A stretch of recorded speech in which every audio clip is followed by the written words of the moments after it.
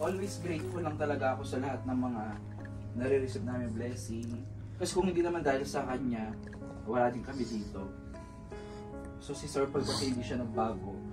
Nung nakilala namin siya nung umpisa hanggang sa ngayon, hindi siya nagbago. At dahil sa iyo, nakilala namin si Tita. Salamat Tita, kasi isa kami sa mga taong pinagkatiwalaan mo.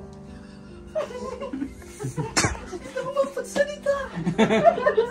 Wait lang. Kumatog yung panubigan.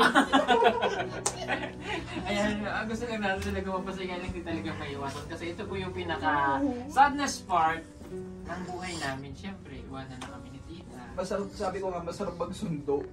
Pero, masakit magba. Ang hatid. Kasi hindi lang yun eh. Kaya, natouch ako kay Tita. Kasi, pinagtanggol niya ako. Pinagtanggol niya kami.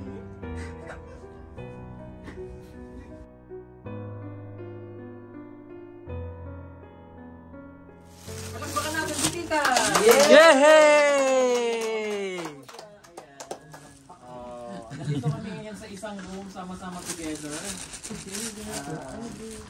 Para magpasalamat sa kanya dahil nagsama-sama tayo ditong lahat. Masakit pala sa kamay. Masakit sa kamay yung may hawak na. Ako mag-video. Ayan, wala kasi tayong sandali pa. Baka mapakinabangan natin. May mahulog. Ay, hindi pa. Sandali lang. Ayun na.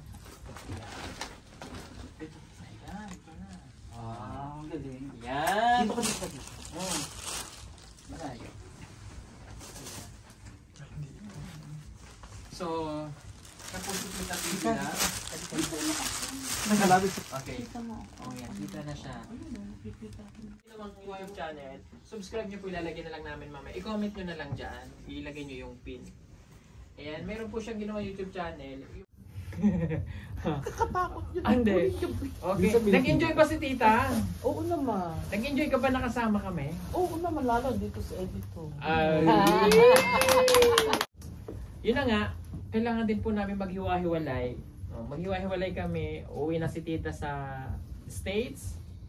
Kami naman uuwi na rin sa States of Davao City. At sila Kuya Eli, uwi na rin ng Davao bukas. Sama-sama po sila, mauna po sila, then susunod po ako. So, Kasi Madam Yuna, saan uwi? ay wala na akong pakialam dyan. Hindi, joke lang po yan. Si Madam Yola po ay, syempre, dahil pibiting Visayas yan, babalik din siya ng Visayas. Pero bago sila bumalik, meron pa silang mission na gagawin pa sa Batangas. Sa Batangas yung... Oo, dahil napupunta po yan. Shoutout po sa lahat ng nanonood. Ayan. Nakapunta dito, lalo na kasi first time ko din nakapunta dito sa Manila. Matagal ko na napangarap pumunta dito, pero tupad ko na dahil sa inyo. Thank you. Magpaiwan ka na. Thank you po, Tita. Yes. Magpaiwan ka na, Kuya Noy, dito sa Maynila. Bahala ka na. Okay, next. Sister ng bayan. Si Ellie. Good evening po sa Tuktok ka. Sa harap. Ginayat si Noy. Okay. Nandito na ang pinaka-talented sa lahat. Wala akong gown. Wala ka na. Kasi hindi mo dinala yung gown.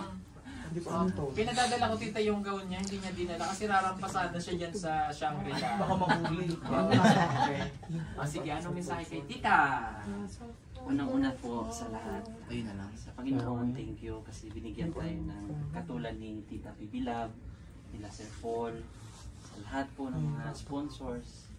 At siyempre ngayon, nandito si Tita Pibilab para sumuporta. Thank you po Tita. Alam ko, Huwag ka nang iiyak. marami pang biyaya na ibabalik. Hindi yan! Okay. Ibabalik sa iyo dahil sa iyong kabutihan, Tita. Thank you. Kasi mas lalong nagiging matibay ang samahan dahil sa inyo po, Tita. Thank you po. Salamat. Thank you, sir. You're welcome. Thank you po, Thank you so Tita. much. Okay, next. Si Madam Yuna. Si Madam Yula. Ano gusto sabihin kay Tita? Hi muna sa lahat ng mga viewers.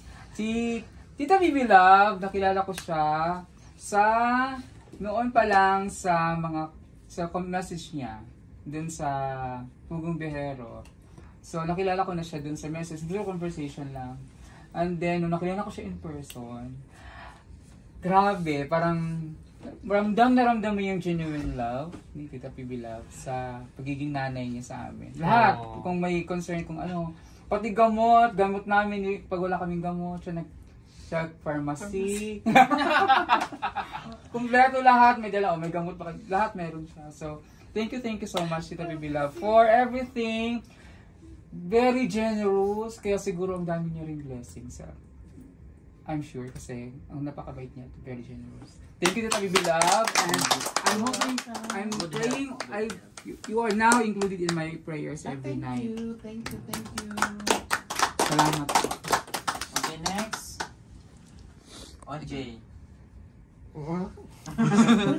Nasabi na noon Jay sa akin nagpersonalan kami.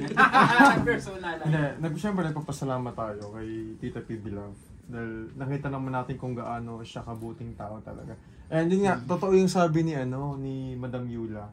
Para talaga siyang isang nanay sa atin. Kasi yun, totoo po yung sinasabi ni ni Madam Yula, yung mga gamot.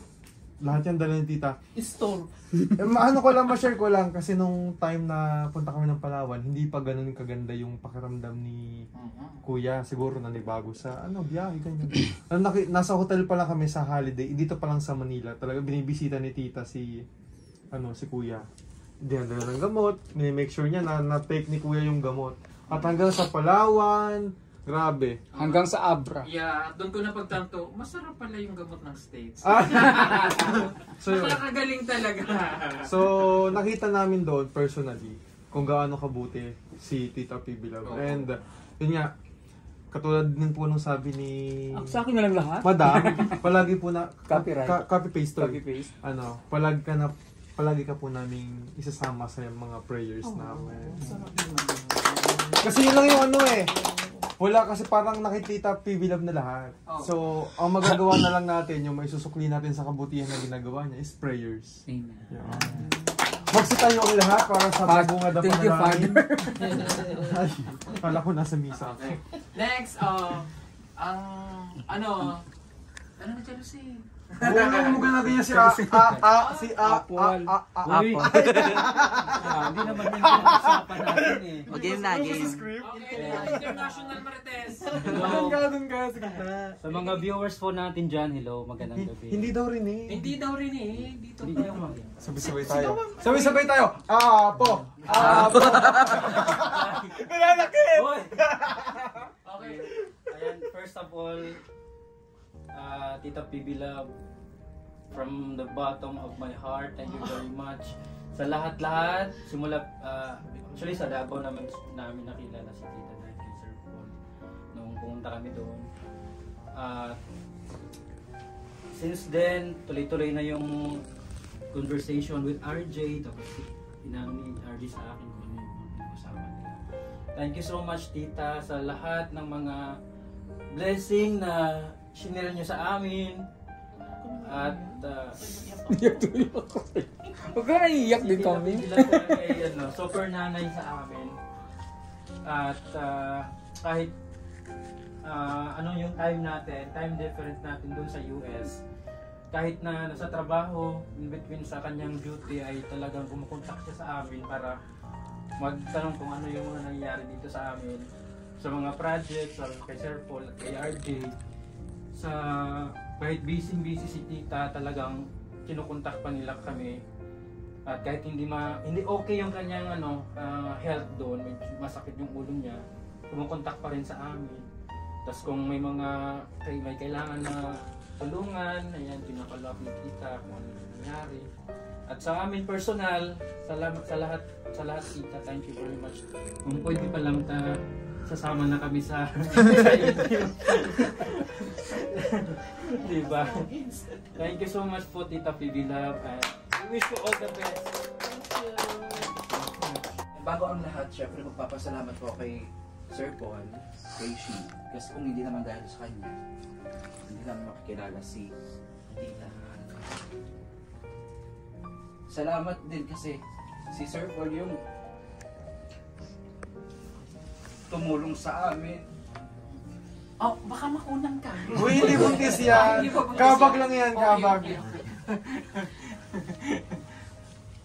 Huwag kayong umiyak. Huwag kayong umiyak. Huwag kayong umiyak. Mag-iyakan tayo dito. Laking tao mo, iyakin ka pala. Bonji nga, di ba? Bonji! Bonji! Hoy! Wag naman. Oh, taba-taba, ching-ching, Okay, taba-ching. okay lang. Sasayaw na yan. At sa'yo Hindi na kasi yan. ano lang, always grateful lang talaga ako sa lahat ng mga nare-receive namin blessing. Kasi kung hindi naman dahil sa kanya, wala din kami dito. So si Sir Paul kasi hindi siya nagbago. Nung nakilala namin siya nung umpisa hanggang sa ngayon, hindi siya nagbago. Umiyak ako. Huwag kang umiyak, batuhin kita eh. Kasi umiyak. Bukas na lang iyakan. Lang nilando yun. Huwag ka bang nang umiyak? Sabi ko hindi ko matatapos to eh. Okay. Ayun, grateful ako kasi nakilala kita. At dahil sa'yo, nakilala namin si Tita.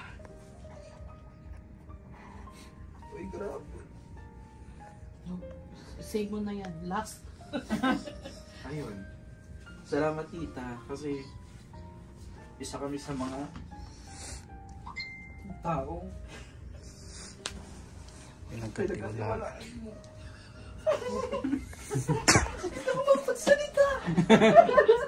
Wait lang. Pumutok yung panubigan.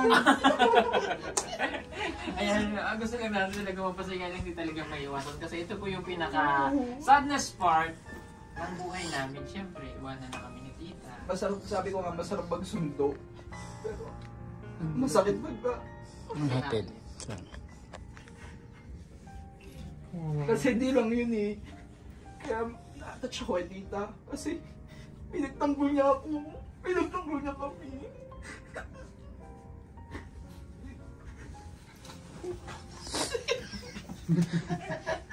Hindi kasi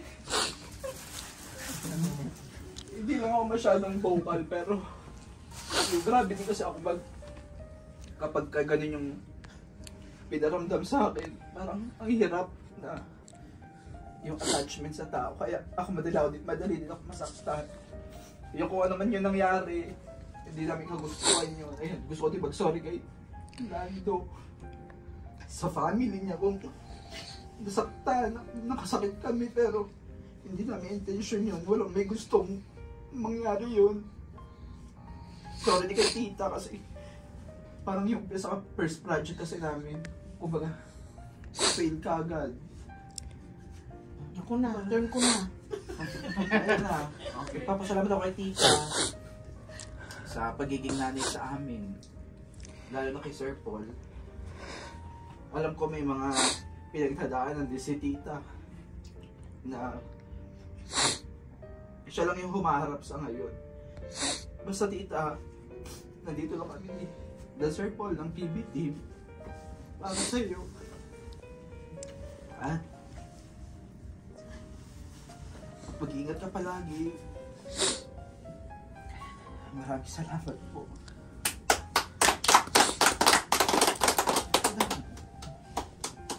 Turn ko na ha.